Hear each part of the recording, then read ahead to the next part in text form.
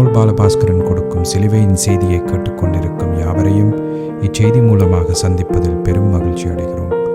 கர்த்தராகிய இயேசு கிறிஸ்துவனுடைய கிருபையும் தேவனுடைய அன்பும் பரிசுத்த ஆவியானவருடைய ஐக்கியமும் உங்கள் அனைவரோடும் கூட இருப்பதாக. ஆமென்.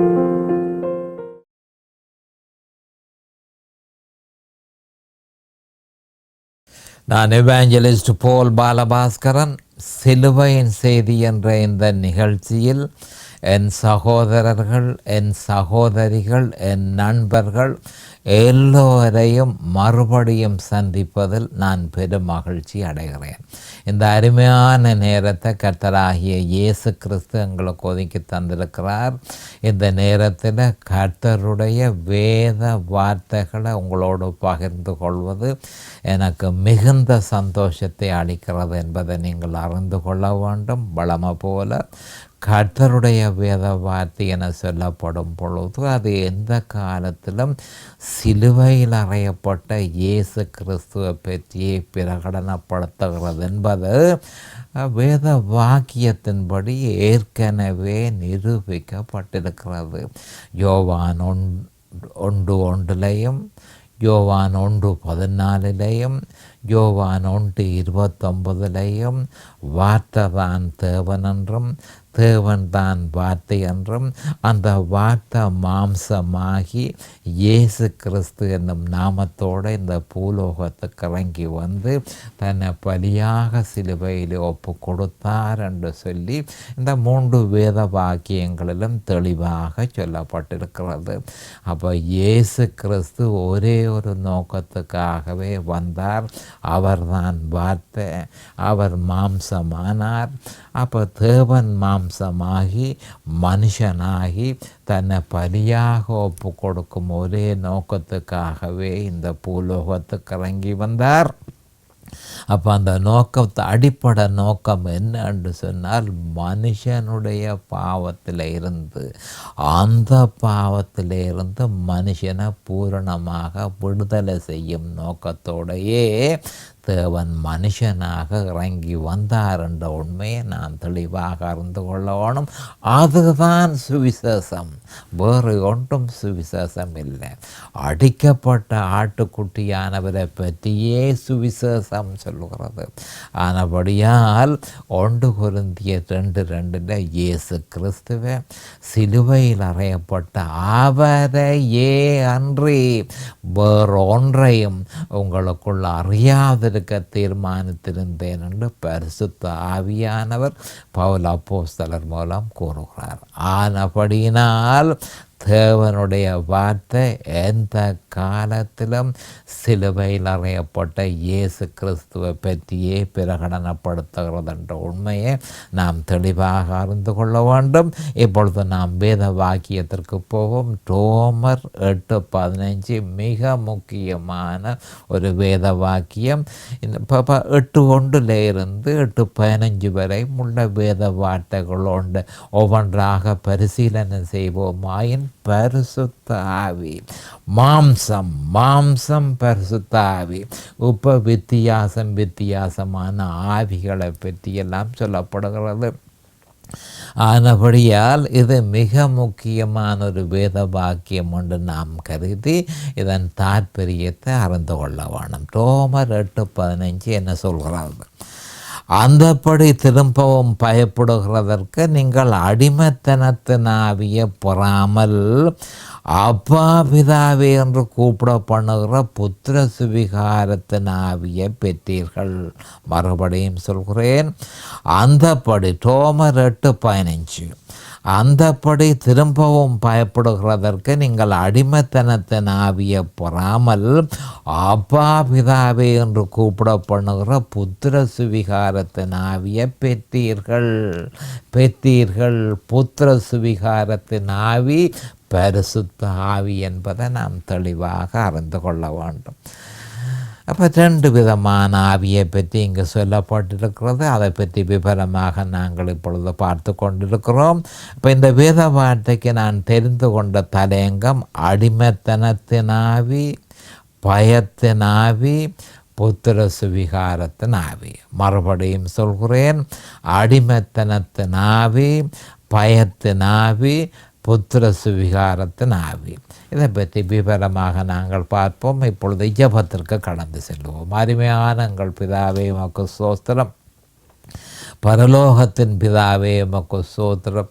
உம்முடைய குமாரன் இயேசு கிறிஸ்துவ பலியாக சிலுவையில் ஒப்பு கொடுத்து அவருடைய வெளியேறப்பெற்ற இரத்தத்தினால் தேவரே நீர் எங்கள் எல்லோரையும் மீட்டுக்கொண்டீர். அதற்காக உமக்கு நன்றிக்கும் ஸ்தோத்திரம். அருமையான பிதாவே, காலதோறும் உம்முடைய கிருபைகள் புதியவைகளாயிருப்பதற்காக ஸ்தோத்திரம்.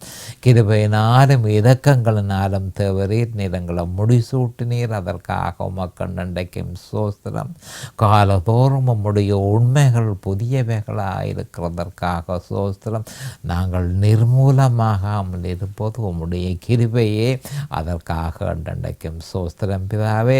இதனை கேட்டுக்கொண்டிருக்கும் என் சகோதர சகோதரிகள் நண்பர்கள் எல்லோரையும் தேவரீர் ஆசீர்வதித்து அபிஷேகித்து உம்முடைய வேத வார்த்தைகளை அறிந்து கொள்ளக்கூடிய பாக்கியத்தை அவர்களுக்கு கொடுத்தருள வேண்டுமென்றும் பிரகாசமான மனக்கண்களை அவர்களுக்கு கொடுத்தருள வேண்டுமென்றும் அதே நேரம் அடியேனையும் அபிஷேகித்து அவர்களுக்கு நிதானமான முறையில் போதிக்கத்தக்கதாக உம்முடைய பரிசுத்த ஆவியானவர் முன்னொன்று போதனையை செய்ய வேண்டுமென்று இயேசு கிறிஸ்துவின் நாமத்தினால் கேட்டுக்கொள்கிறேன் பிதாவே.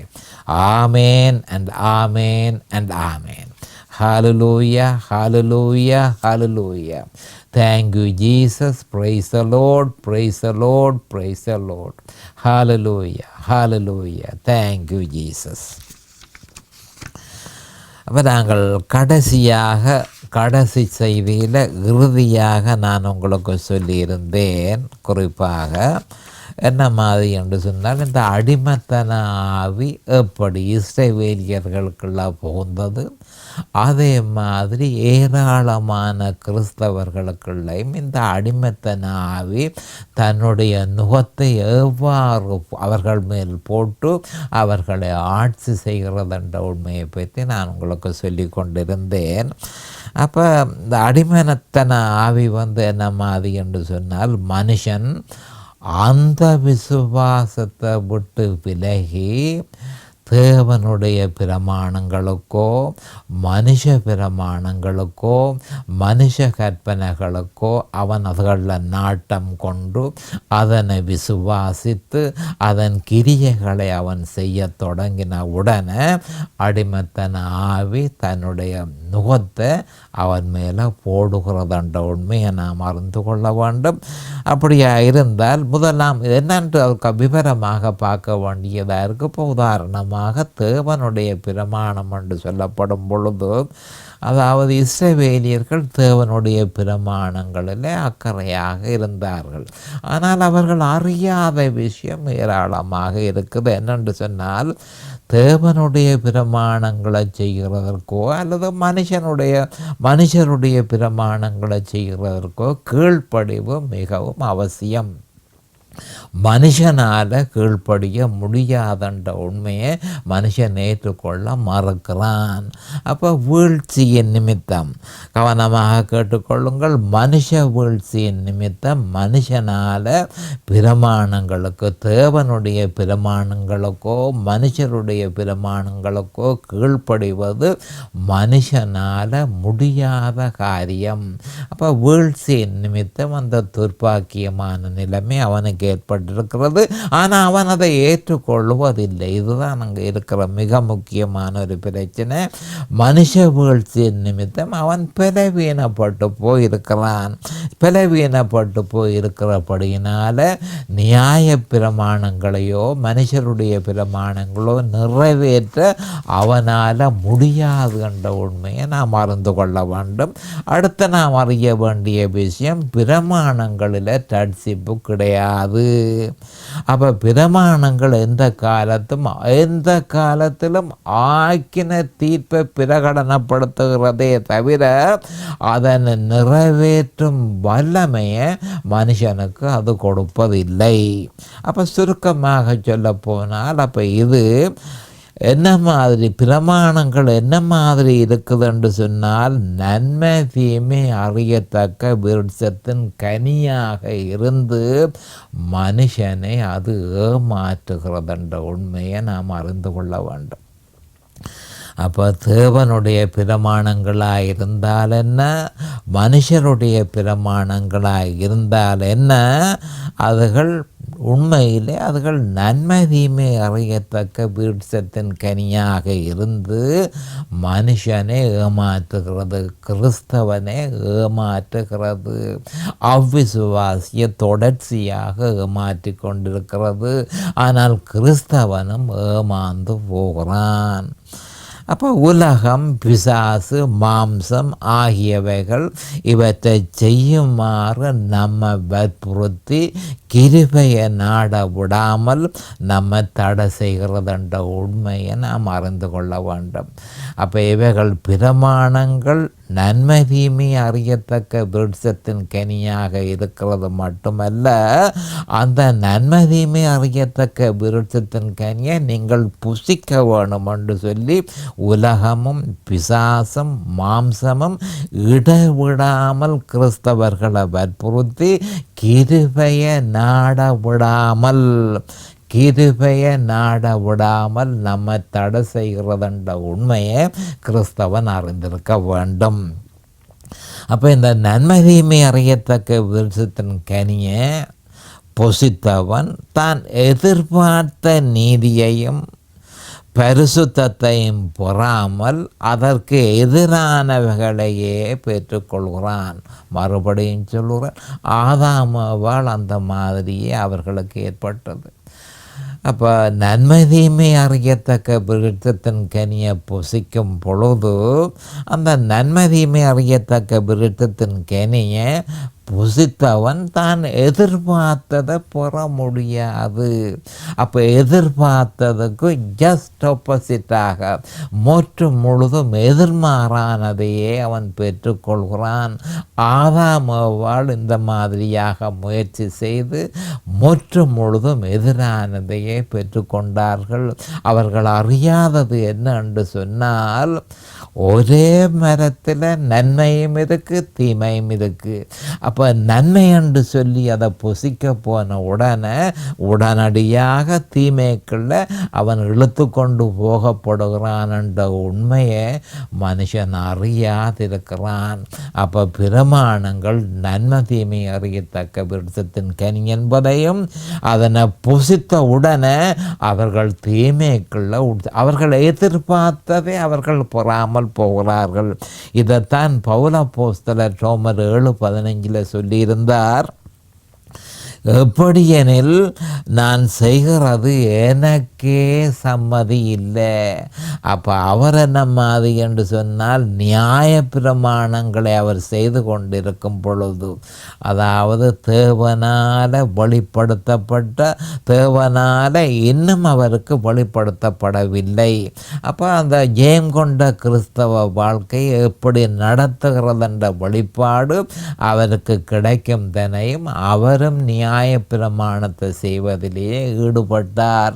நன்மை தீமை அறியத்தக்க விருட்சத்தின் கனியை புசித்தார்.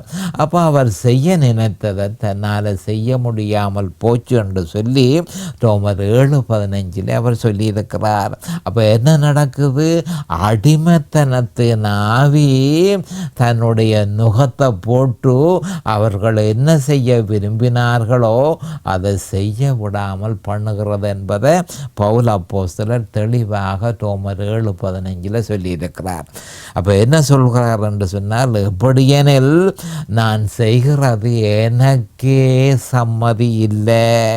நான் விரும்புகிறதை செய்யாமல் நான் வெறுக்கிறதையே செய்கிறேன். நியாய பிரமாணத்தை செய்ய வேணும் என்பது என்னுடைய விருப்பம். அது தேவனுடைய பிரமாணம்.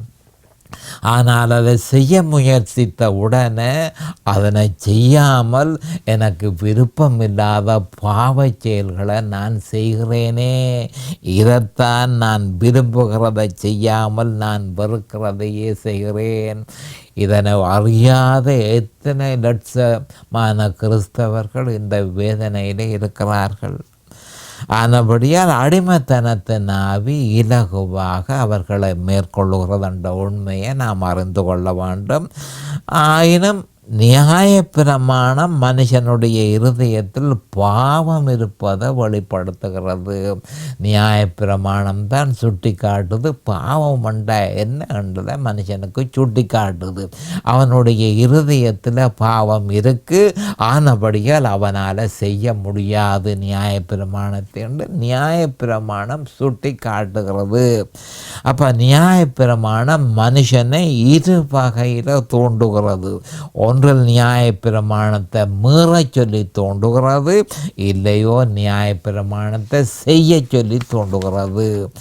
அது மட்டுமல்ல, நியாயப்பிரமாணத்துக்கு கட்டுப்படுத்தும் சுபாவமும் உண்டு, கட்டாயப்படுத்தும் சுபாவமும் உண்டு என்பதை நாம் அறிந்திருக்க வேண்டும்.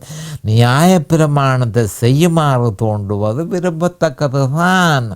ஆனால் விசுவாசி 2 உந்துதலினாலும் சுடப்படுகிறான் என்ற உண்மையை நாம் அறிந்து கொள்ள முடியும். முதலாவதாக, நாம் பொதுவாக நியாயப்பிரமாணத்தை மீறுவதுண்டு.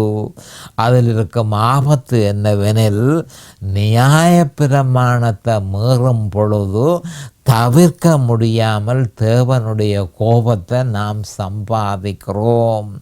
குறிப்பிட்ட ஒரு மீறுதலுக்கு மட்டுமல்ல, எல்லா மீறுதலுக்குமாக தேவனுடைய உக்கிர கோபம் வெளிப்படுகிறது. யாக்கோபு 2:10-11 ரோமர் 1:18 இது பற்றி தெளிவாக சொல்லப்பட்டிருக்கிறது. அப்போ செய்யாமல் விட்ட அந்த ஒரு நியாயப்பிரமாணத்துக்கு மட்டுமல்ல, எல்லா நியாயப்பிரமாணத்தையும் நீ செய்யவில்லை என்று சொல்லி தேவனுடைய கோபம், உக்கிர கோபம் வானத்திலிருந்து வெளிப்படுத்தப்படுகிறது.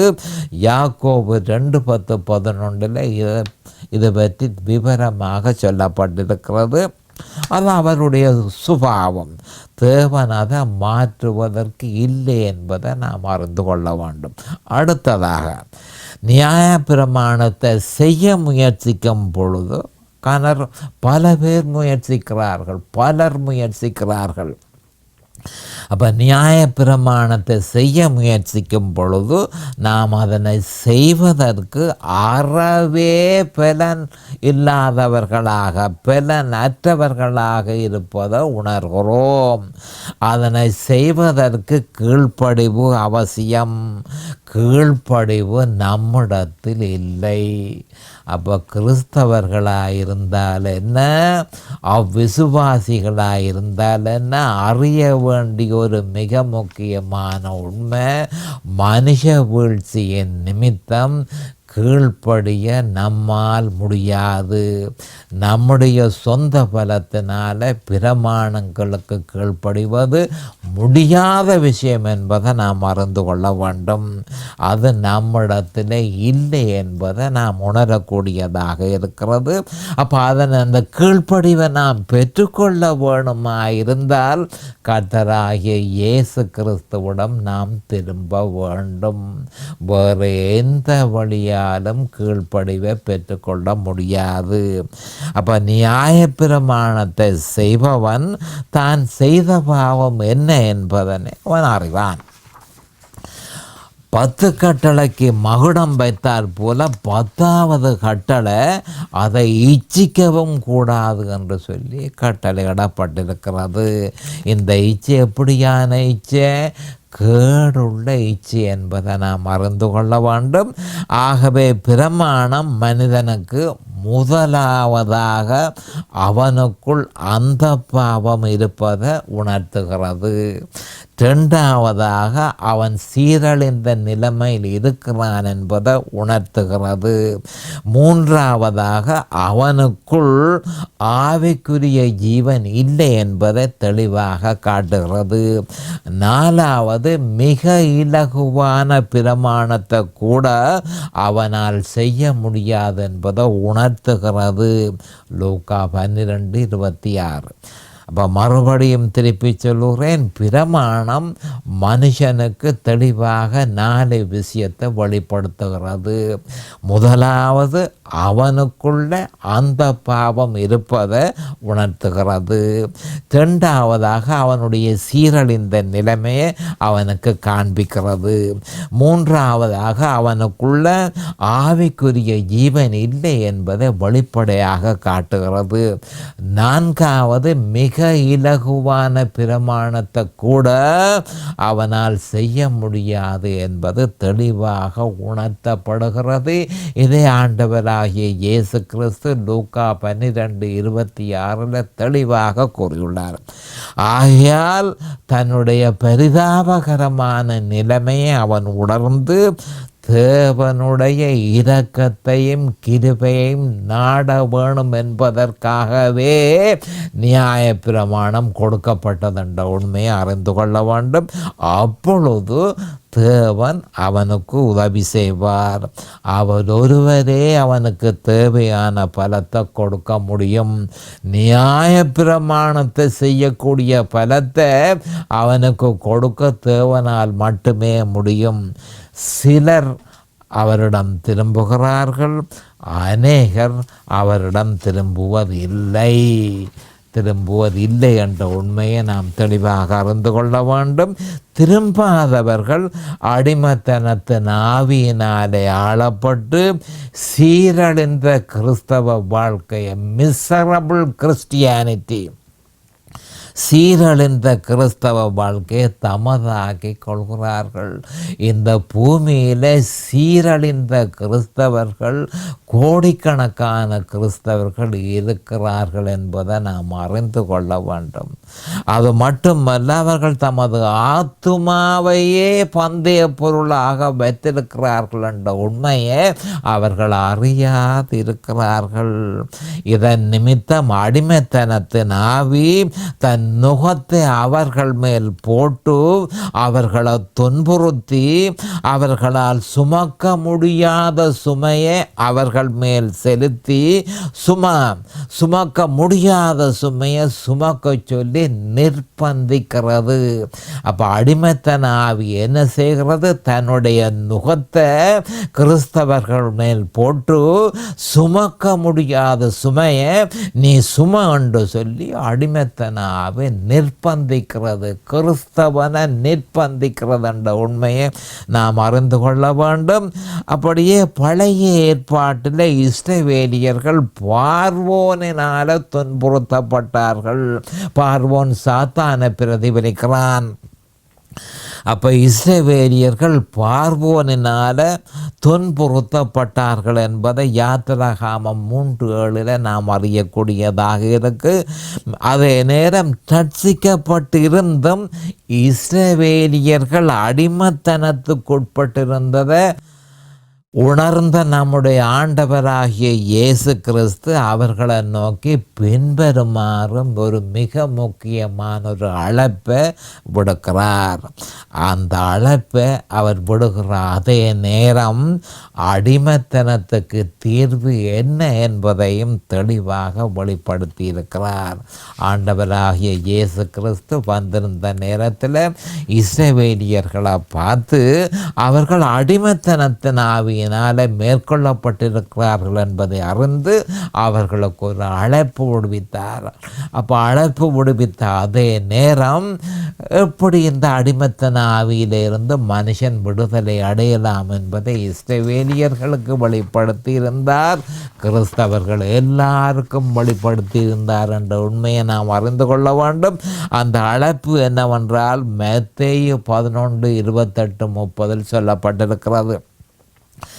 வருத்தப்பட்டு பாரம் சுமக்கிறவர்களே, நீங்கள் எல்லோரும் என்னிடத்தில் வாருங்கள், நான் உங்களுக்கு இளைப்பாறுதல் தருவேன். நான் சாந்தமும் மனத்தாழ்மையுமாய் இருக்கிறேன். என் நுகத்தை உங்கள் மேல் ஏற்றுக்கொண்டு என்னிடத்தில் கற்றுக்கொள்ளுங்கள், அப்பொழுது உங்கள் ஆத்துமாக்களுக்கு இளைப்பாறுதல் கிடைக்கும். என் நுகம் மெதுவாயும் என் சுமை இலகுவாயும் இருக்கிறது என்றார். அப்போ மத்தேயு 11:28-30 இஸ்ரவேலியர்களை அவர் அழைத்தார். ஒரு அழைப்பு ஒன்று விடுத்தார். அந்த அழைப்பு என்ன? எல்லாரும் என்னிடத்தில் வர வேணும், நான் சொல்கிறதை செய்ய வேணும். அதுதான் அந்த சொல்லப்பட்ட அழைப்பையும் என்ன சொன்னார் என்று சொன்னால், என்னட்ட வர வேணும் நீங்கள் எல்லாரும். நீங்கள் இப்படி பாரம் சுமந்து கொண்டு தெரிய வேண்டிய அவசியம் இல்லை. நீங்கள் என்னிடத்தில் வர வேணும், நான் சொல்றதன்படி நடக்க வேணும். அப்பொழுது உங்களுக்கு இளைப்பாறுதல் கிடைக்கும் என்று மத்தேயு 11:28-30 நம்முடைய ஆண்டவராகிய இயேசு கிறிஸ்து தெளிவாக சொல்லியிருந்தார். அப்போ இந்த வேத வாக்கியத்தில் கிறிஸ்தவர்களுடைய சஞ்சலத்துக்கு தீர்வு கொடுக்கப்பட்டிருக்கிறது. நியாய பிரமாணத்தினால் உருவாக்கப்படும் கிரியைகளினால் ரட்சிப்பையும் தேவநீதியையும் பரிசுத்தத்தையும் பெற முயற்சிப்பவர்கள் அடிமைத்தன ஆவியின் நுகத்தை சுமப்பதனால் வருத்தப்பட்டு பாரம் சுமக்கிறார்கள். அப்போ இவர்கள் இழப்பாறுதலை பெறுகிறதற்கு நம்முடைய ஆண்டவர் 3 இலகுவான நிபந்தனைகளை அவர்களுக்கு விதித்திருக்கிறார். அப்போ அடிமைத்தன ஆவியின் நுகத்திலிருந்து தப்பி பிழைக்க வேணுமா இருந்தால் மத்தேயு 11:28-30 3 விதமான நிபந்தனையை ஆண்டவர் சொல்லியிருக்கிறார். என்னிடத்தில் நீங்கள் வர வேணும், நான் சொல்லுகிறதை செய்ய வேணும். அப்போ அந்த 3 நிபந்தனை என்னன்றதை நாங்கள் பார்த்து கொள்ளுவோம். முதலாவதாக சுயபலத்தை ஒதுக்கி போட வேணும். உங்களுடைய சுயபலத்தை முழுவதுமாக ஒதுக்கி, லூக்கா 9:23 சொல்லப்பட்டிருக்கிறது, முழுவதுமாக ஒதுக்கி அவர்கள் எல்லாரும் இயேசு கிறிஸ்துவிடம் அவரை அறிய வேண்டிய பிரகாரமாக அறிந்து அவரை விசுவாசிக்க வேண்டும். மார்க்கு 16:16. அப்போ முதலாவது வேண்டுகோள் என்ன? உங்களோட சுயபலத்தை நம்பிராமல் தேவ பலத்தை நம்பி நீங்கள் என்னிடத்தில் திரும்ப வேணும். வருத்தப்பட்டு பாரம் சுமக்கிறவர்களே, நீங்கள் எல்லோரும் என்னிடத்தில் வாருங்கள். அடிமைத்தனத்தின் ஆவி உங்களுடைய கழுத்தில் தன் நுகத்தை போட்டிருக்கிறபடியினால் நீங்கள் தப்பி பிழைக்க வேணுமாயிருந்தால் நீங்கள் என்னிடத்தில் வர வேணும். முதலாவது நிபந்தனை. 2வது, அவருடைய நுகமாகிய சிலுவையை ஏற்றுக்கொண்டு நம்முடைய மீட்புக்காக நம்ம ரட்சிப்பதற்காக சிலுவையில் அவர் நிறைவேற்றியதை விசுவாசித்து அது நிலைத்திருக்க வேண்டும். கவனமாக பாருங்கள். 2வது நிபந்தனை என்னென்று சொன்னால் சிலுவை. அப்போ இயேசு கிறிஸ்துவனுடைய நுகமாகிய சிலுவையை ஏற்றுக்கொண்டு அவர் நம்முடைய மீட்புக்காக நம்முடைய ரட்சிப்புக்காக சிலுவையில் அவர் நிறைவேற்றியதை விசுவாசித்து அந்த விசுவாசத்தில் நீங்கள் நிலைத்திருக்க வேண்டும். இதன் நிமித்தமே பவுல் அப்போஸ்தலர் 1 கொரிந்தியர் 2:2 இயேசு கிறிஸ்துவை சிலுவையில் அறையப்பட்ட அவரையே அன்றி வேறு ஒன்றையும் உங்களுக்குள் அறியாதிருக்க தீர்மானித்திருந்தேன். அப்போ 2வதாக நுகத்தை ஏற்றுக்கொண்டு இயேசு கிறிஸ்துவையும் அவர் சிலுவையில் செய்து முடித்ததையும் நீங்கள் விசுவாசிக்க வேண்டும். 3வதாக என்னிடத்தில் கற்றுக்கொள்ளுங்கள் என்று சொன்னார். இப்பொழுது நேரம் சமீபமாகிவிட்டது. அடுத்த செய்தியில் விவரமாக பார்ப்போம். அதுவரைக்கும் கர்த்தராகிய இயேசு கிறிஸ்துவின் நாமத்தினால் நான் உங்களை ஆசீர்வதிக்கிறேன். அவருடைய கிருபையும் அவருடைய இரக்கமும் உங்களுக்கு தாராளமாக கிடைப்பதாக.